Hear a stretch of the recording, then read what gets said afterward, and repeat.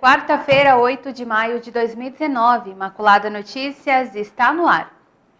Na edição de hoje, você continua acompanhando as informações sobre a 57ª Assembleia da CNBB, que vai até sexta-feira em Aparecida. E confira mais detalhes. Novos eleitos para as comissões da CNBB. Cardeal partilha sobre a vida dos cristãos em país de maioria muçulmana. Bolsonaro assinou decreto para alteração de regras sobre o uso de armas e munições no país. Em sua audiência geral, o Papa Francisco falou sobre a caridade que se faz com doçura, não com acidez. Estas e outras informações você acompanha agora na Imaculada Notícias.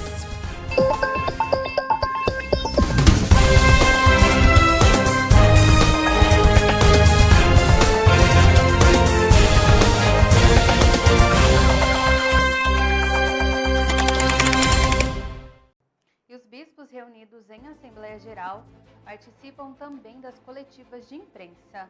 Um dos destaques na tarde de ontem, dia 7, em Aparecida, foi o ecumenismo. Após uma manhã de intenso trabalho, os bispos deixaram por alguns instantes as votações para falar sobre temas sociais. Uma das abordagens da coletiva dessa terça foi a Semana Social Brasileira, evento que faz parte da ação evangelizadora da Igreja em muitos países.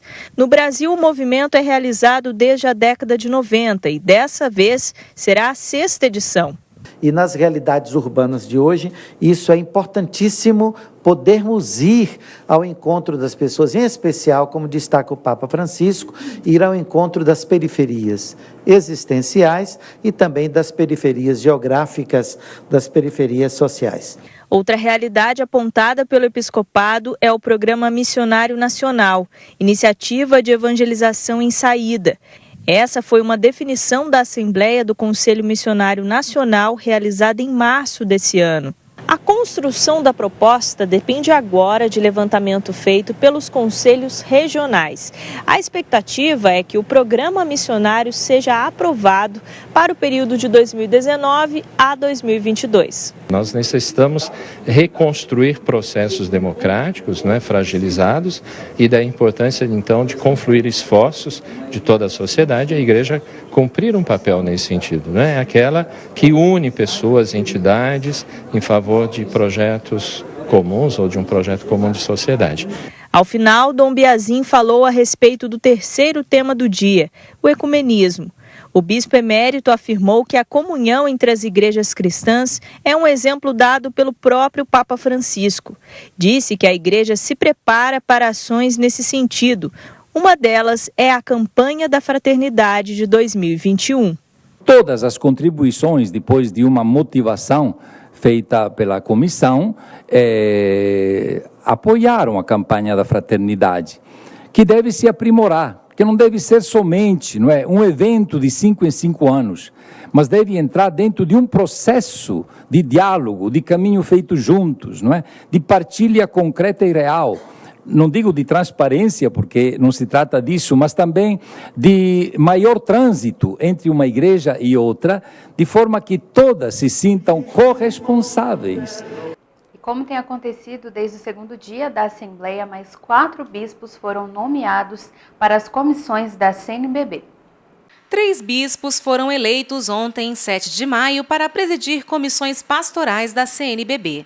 Dom João Francisco Salme para Ministérios Ordenados e a Vida Consagrada, Dom Giovanni Pereira de Melo para o Laicato e Dom Odeli José Magri para a Ação Missionária e Cooperação Eclesial. E na primeira sessão de hoje, quarta-feira, 8 de maio, os bispos da CNBB reelegeram Dom José Antônio Peruso como presidente da Comissão Episcopal Pastoral para Animação Bíblico-Catequética. E foi reeleito também como presidente da Comissão Episcopal Pastoral para a Doutrina da Fé da CNBB, Dom Pedro Carlos Cipollini, bispo de Santo André, São Paulo, eleito em segundo escrutínio, e Dom Edmar Peron, presidente eleito da Comissão Episcopal Pastoral para a Liturgia. Bom, e a Assembleia Geral dos Bispos recebeu em Aparecida a visita de um cardeal do Paquistão, que veio falar da realidade da igreja no país. Aos jornalistas, o cardeal falou da atuação da igreja no Paquistão. We have many churches. Temos muitas igrejas, escolas, atendimento social. De maneira direta, não podemos proclamar o Evangelho, mas todo mundo sabe que são obras cristãs e atendemos a todos. Joseph Cutts é arcebispo de Karachi, a maior cidade paquistanesa. 95% do país são muçulmanos e apenas 2% são cristãos. A situação no Paquistão hoje está melhor. Vivemos em tensão permanente por causa de ataques radicais.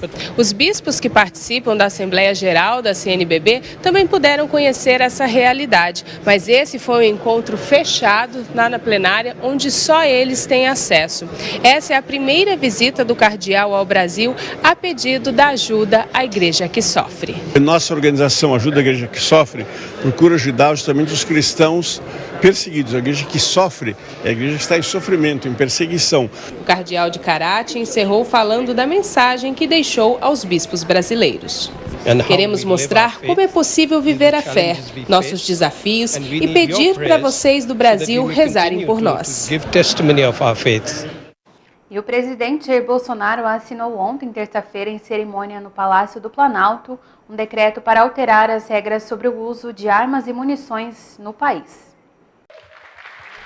O presidente Jair Bolsonaro assinou nesta terça-feira o decreto que regulamenta a posse, o porte e a comercialização de armas e munições. A mudança afeta principalmente os chamados CACs, caçadores, atiradores esportivos e colecionadores.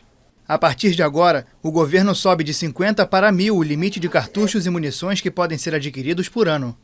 Um dos pontos mais polêmicos é a autorização para transporte de armas carregadas e municiadas no trajeto entre a casa do portador e os clubes de tiro, o que estava proibido. Nós fomos no limite da lei. Nós não inventamos nada e nem passamos por cima da lei. O que a lei abriu oportunidade para nós fomos lá no limite, lá nos finalmente. O decreto também permite a livre importação de armas e munições e amplia o prazo de validade do certificado de registro de armas para 10 anos. É um direito individual daquele que porventura queira ter uma arma de fogo ou buscar a posse de uma arma de fogo, seja um direito dele, obviamente, respeitando e cumprindo alguns requisitos. O texto amplia ainda o uso de arma de fogo para moradores de áreas rurais. Até então, o uso era permitido apenas na casa-sede da propriedade. Bom, então a gente vai dar uma pausa aqui no Imaculada Notícia, vamos para o intervalo e daqui a pouco você confere a apresentação do primeiro filho real do príncipe Harry e de Meghan. O Imaculada Notícias volta daqui a pouquinho.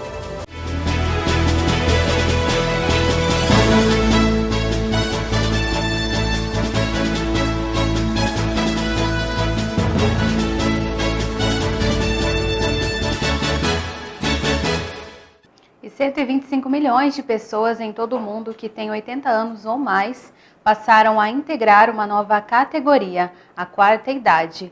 No Brasil, segundo o IBGE, até 2070, essa população deve chegar a 19 milhões de pessoas.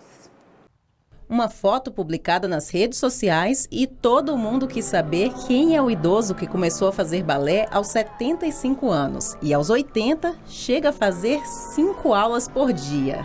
Eu via muito balé no Teatro Municipal, no cinema, eu era fã, eu ia. No que aposentei, eu estava em Copacabana, falei, o que eu vou fazer da minha vida amanhã?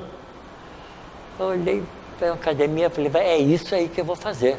Ele faz parte da faixa etária que mais cresce na população brasileira, a dos idosos com mais de 80 anos. Chegar nessa idade é um processo evolutivo e positivo. Porque envelhecer é positivo, né? O bom envelhecer depende do esforço individual.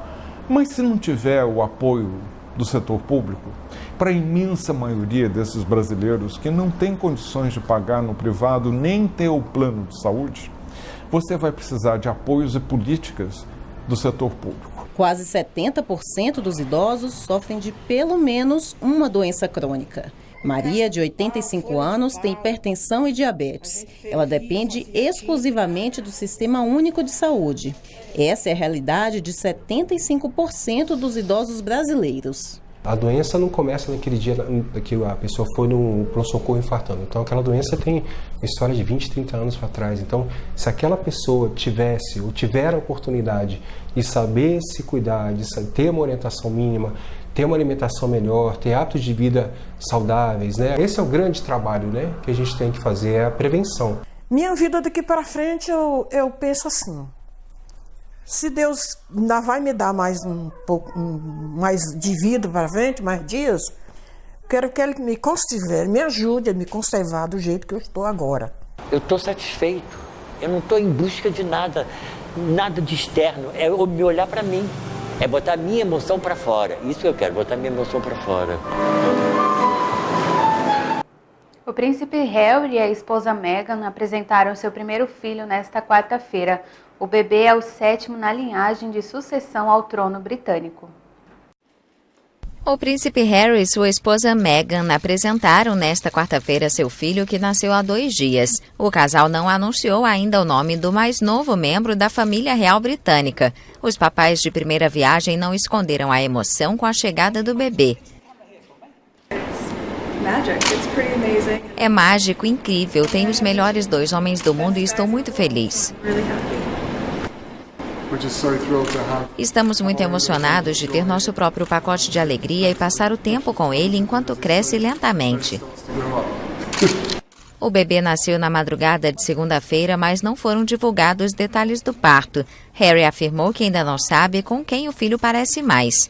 Este é o 8º bisneto da rainha Elizabeth e de seu marido Philip e o 4º neto do príncipe Charles, herdeiro do trono britânico. Charles está na Alemanha e se disse impaciente para conhecer o bebê nos próximos dias.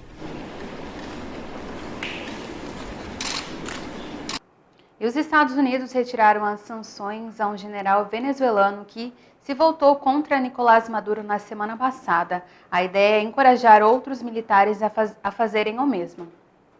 Hoje, em Moscou, o ministro das Relações Exteriores da Venezuela, Jorge Arreaza, disse que o governo está disposto a resolver a crise política do país, estabelecendo um diálogo com a oposição. Apesar de afirmar que a Venezuela está pronta para se defender caso haja interferência militar estrangeira, Arreaza destacou que essa disposição para conversas pacíficas inclui o governo dos Estados Unidos. Já o vice-presidente dos Estados Unidos, Mike Pence, disse hoje em Washington que foram suspensas as sanções contra um general venezuelano que na semana passada se voltou contra o presidente Nicolás Maduro. Segundo Pence, a ideia é encorajar outros militares a fazerem o mesmo. Pence também ameaçou os 25 magistrados da Suprema Corte da Venezuela, dizendo que eles serão responsabilizados caso não apoiem o líder da oposição, Juan Guaidó. E na audiência geral de 8 de maio, o Papa Francisco enalteceu o trabalho das Irmãs de Madre Teresa de Calcutá, que ele conheceu pessoalmente por ocasião de sua visita à Macedônia do Norte. Tante volte noi cristiani perdiamo questa dimensione della tenerezza e quando non c'è tenerezza diventiamo troppo seri, acidi. Queste suore sono dolci nella tenerezza e fanno la carità, ma la carità sì, com'è, senza travestirla. Invece quando si fa la carità senza tenerezza, senza amore, è come se all'opera di carità noi le buttiamo un bicchiere di aceto. No, la carità è gioiosa, non è acida. Queste suore sono un bel esempio. Que Dio le benedica a tutte loro. E essas foram as nossas informações do dia de hoje. Eu te espero amanhã, quinta-feira, aqui pela TV Imaculada. Bom início de noite para você e salve Maria Imaculada. Até amanhã.